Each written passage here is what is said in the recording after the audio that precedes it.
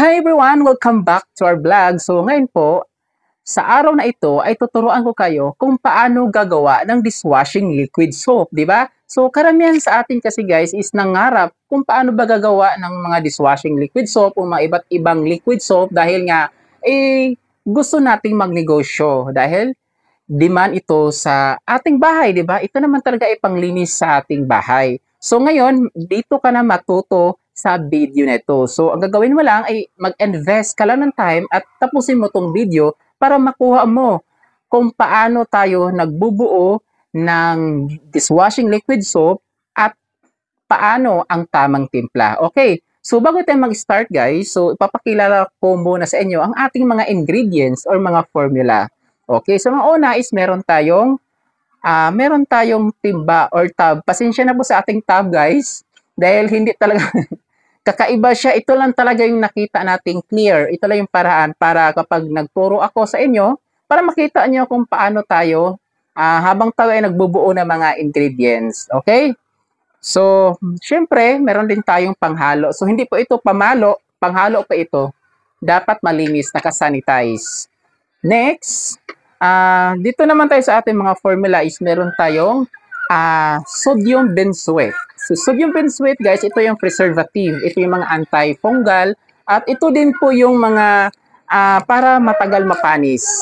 Sodium benzoate. Next naman, meron naman tayong S-less.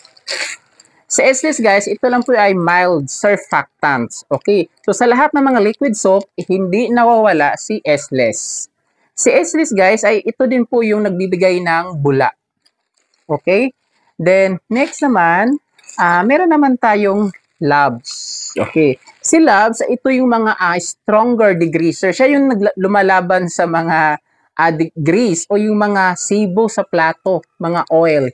Siya yung nagtatanggal. Ito yung trabaho ni Labs. Ang trabaho ni Labs ay nagtatanggal ng sibo sa plato or sibo sa lababo kapag halimbawa nagbara. Okay. So, yun ang trabaho ni Labs. Next naman ay meron tayong salt.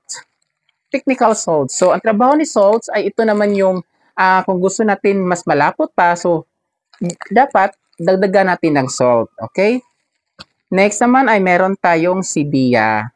Si sidia ay ito naman nagbibigay ng foam booster. Nagdadagdag siya ng bula. Nagpapabula siya. Next, meron tayong Vigo. So, si Vigo naman ay ito yung nagpapalambot lang siya sa kamay para hindi harsh. Okay? Para maganda hawakan yung soap. Malambot sa kamay. Si Vigo.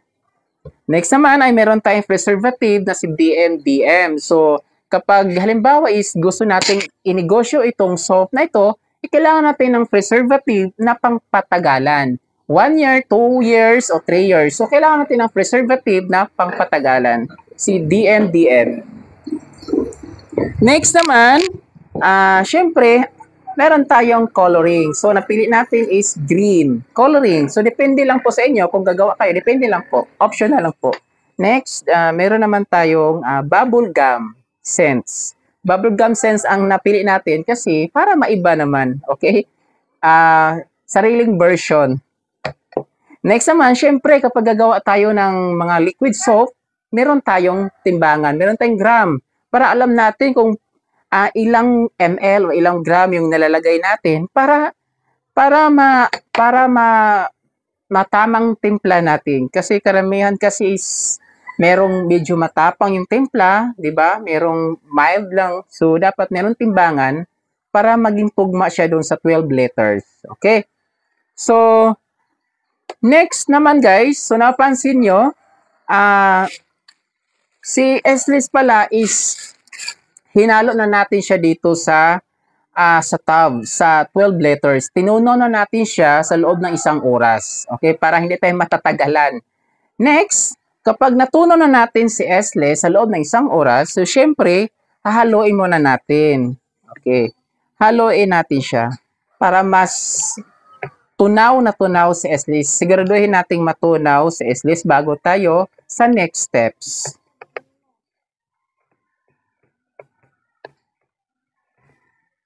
Habang tayo ay naghahalo, syempre, Unahin natin si Labs. Si Labs, sa 12 letters, ay kukuha tayo dito ng 900 or 500 grams lang muna. So, untiin lang muna natin. 900. Siyempre, meron tayong timbangan. So, titimbangin natin siya. Ayan.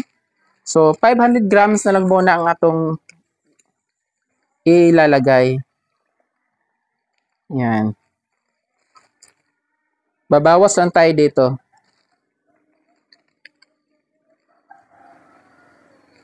Ayan. Ulitin ko guys, ang trabaho ni Loves ay ito yung nagtatanggal ng sibo.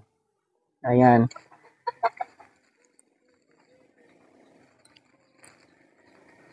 Hatiin ko lang to kasi meron naman, ano to siya eh, 1,000 gram. Ayan. Next, haluin muna natin siya. Pagkatapos naman is magdadagdag tayo ng Sidia, Vigo, salts. Ayan.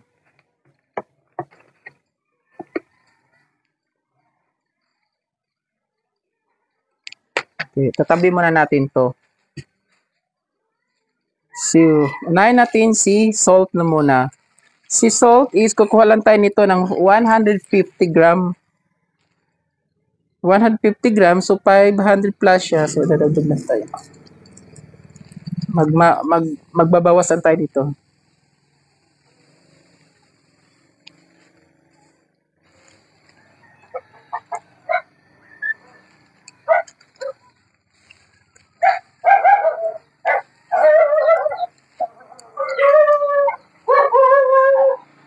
Yan. Next naman,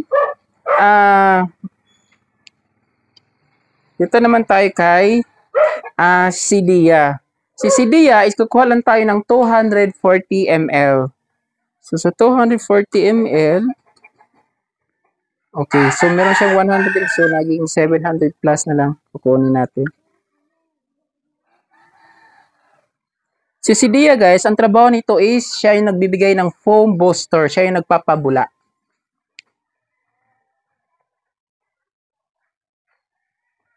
Dagdagan pa natin.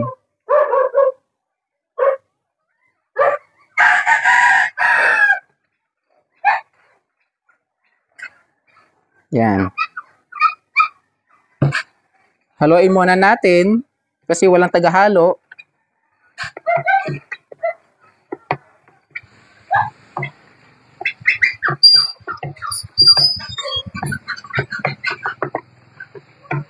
Next naman ay magdadagdag tayo ng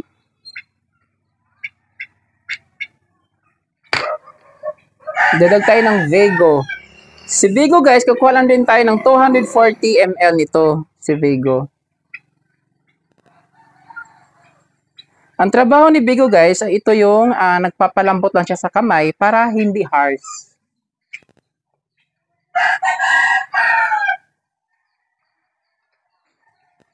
Pwede na yan. So, tansya-tansya lang to guys ha, kasi hindi naman to siya pang negosyo lang eh. Sa bahay lang naman kasi to gagamitin. Okay? Then, haluin muna natin kasi walang tagahalo. Ayan.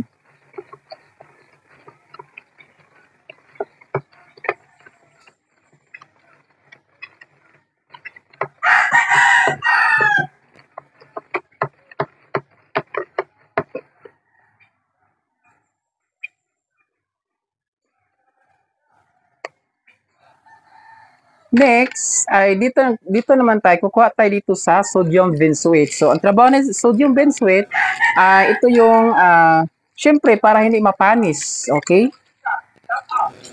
Siya yung nagpo-protect nito sa ating liquid soap na ginawa.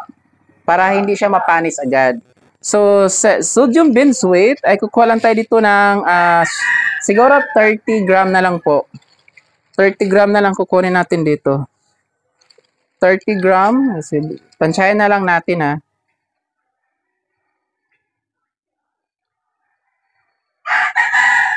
Ayan. Siguro yan na. Pwede na yung isang kutsara. Haluin muna natin siya. At hindi lang yan guys ha, si sodium benzoate guys, isa din po siyang antifungal.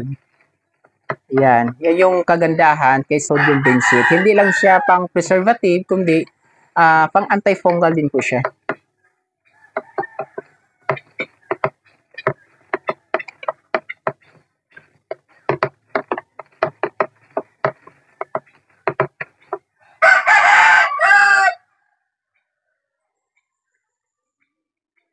Next naman, syempre, dahil kung halimbawa guys is gusto nyong ipang negosyo itong liquid soap, syempre kailangan nyong gumamit ng preservative na pangpatagalan. So, 1 year, 2 years, ayan. So, abot siya ng 1 taon. Ayan. So, depende. Dapat pangpatagalan yung preservative. Para hindi siya, para wala tayong negative na makukuha sa customer. Okay?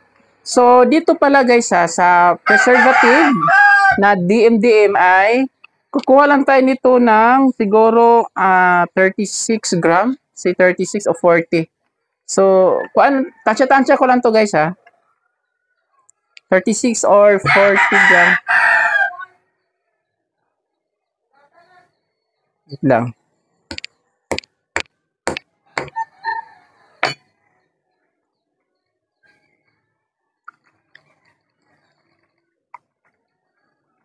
Yan, pwede na yan.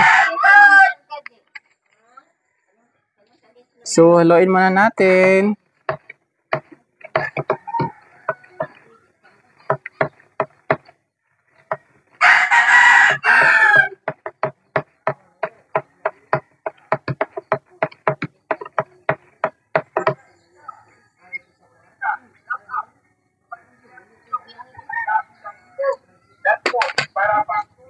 Next naman guys is yung coloring.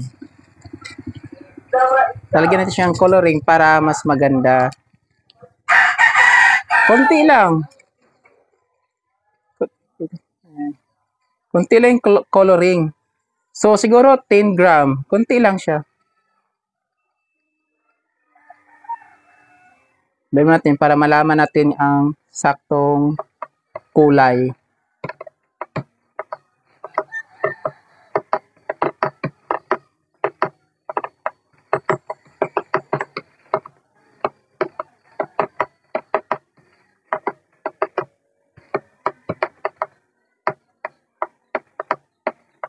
Yan, pwede na siguro yung color light.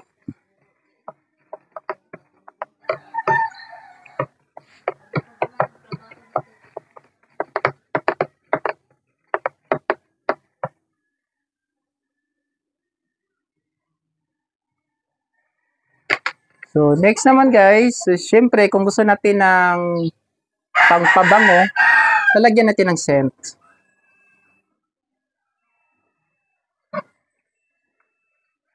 Yan, konti lang. Para mabango yung plato na hinugasan natin. Konti lang yung pabango ilalagay kasi hindi naman kasi kailangan na dumikit dun sa plato yung pabango. Yung saktong pabango lang ilalagay natin.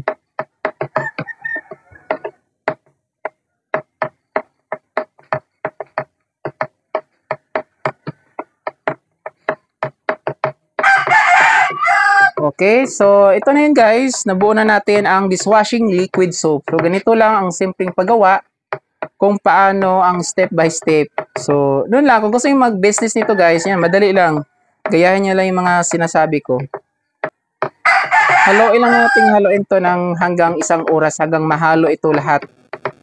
Then, pagkatapos pala nito is, pagkatapos haluin ng 1 oras, syempre, ano muna natin to siya.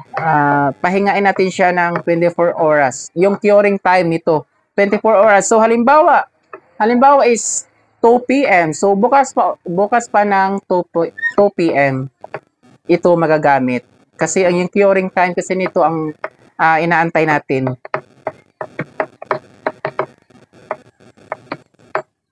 So, ganun kasimple kung paano gagawa ng dishwashing liquid soap. So, sana guys may natutunan kayo sa ating video ngayon. Sana kung nagustuhan mo, i-paki-share na lang at paki-like. At paki-follow na lang ating Facebook page para magkita-kita tayo ulit sa susunod nating uploads. Thank you guys!